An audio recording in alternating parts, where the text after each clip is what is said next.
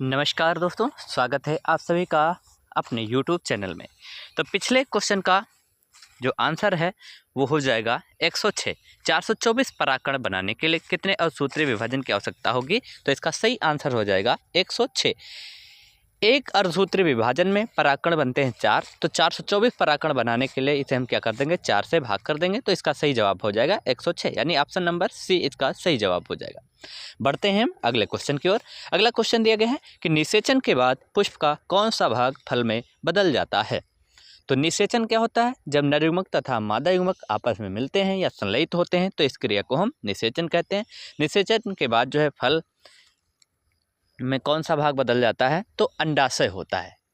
फल की परिभाषा ही होती है परिपक्व अंडाशय ही फल कहलाता है। ठीक है, परिपक्व अंडाशय ही फल कहलाता है। तो इस क्वेश्चन का right answer option number C हो जाएगा। बढ़ते हैं हम अगले क्वेश्चन की ओर। अगला क्वेश्चन दिया गया है कि मानव वृक्क का कार्य होता है। तो मानव वृक्क का कार्य क्या होता है? पहला ऑप्शन दिया गया है श्वसन, दूसरा दिया गया है ए और सी दोनों, सी दिया गया है पाचन और डी दिया गया है उत्सर्जन। तो इस क्वेश्चन का सही जवाब हो जाएगा ऑप्शन नंबर डी, उत्सर्जन। उत्सर्जन क्या होता है?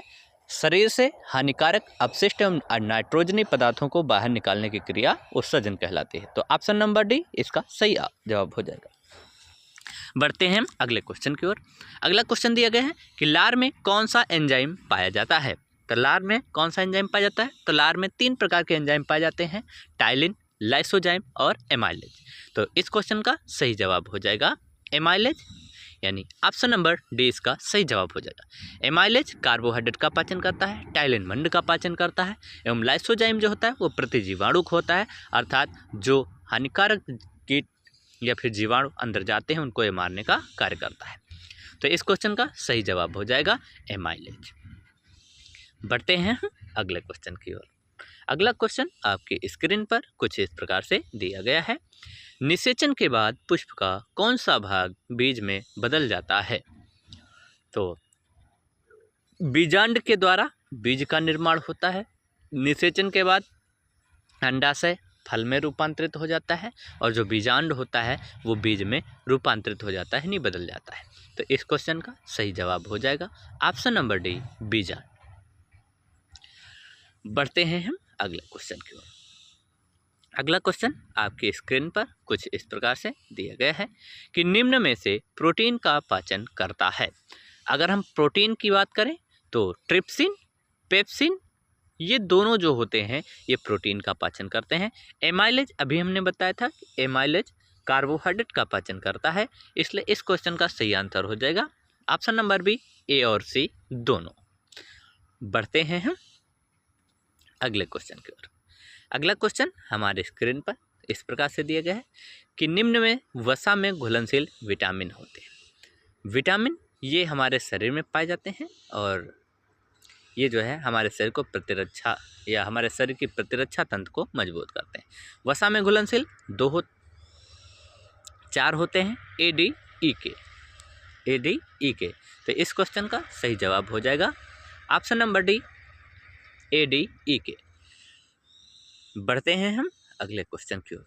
अगला क्वेश्चन हमारे स्क्रीन पर कुछ इस प्रकार से दिया गया है कि निम्न में से कौन सा गर्भ निरोधक है? गर्भ निरोधक का मतलब होता है जो कि गर्भधारण में रुकावट उत्पन्न करता है। कॉपर टी, माला टी, कंडोम, ये सभी। तो इस क्वेश्चन का सही जवाब हो जाएगा ऑप्शन नंबर डी, ये सभी।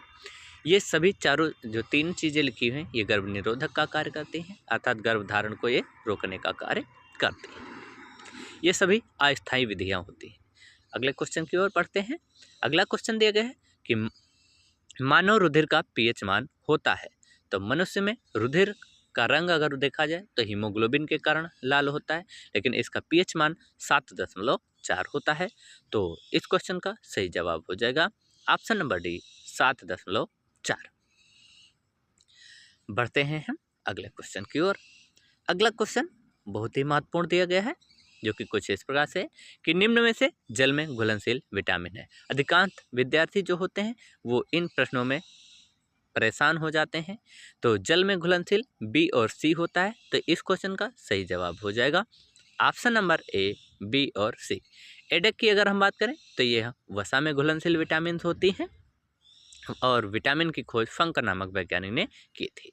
अगला क्वेश्चन आपकी स्क्रीन पर दिया गया है। इस क्वेश्चन का आपको सही जवाब लिखकर कमेंट बॉक्स में करना है। शुद्ध जल का पीएच मान होता है। शुद्ध जल का पीएच मान क्या होता है, ये आपको कमेंट बॉक्स में लिखकर भेजना है। आशा करता हूं दोस्तों कि आपको वीडियो अच्छा लगा होगा। अगर आपको वीडियो अच्छा लगा है तो please like, share, comments and subscribe to our YouTube channel. हमसे जुड़े रहने के लिए अभी हमारे चैनल को सब्सक्राइब करें, ताकि आने वाली रोज़ नई अपडेट और लेटेस्ट वीडियोज़ आप तक आसानी से पहुँच सके।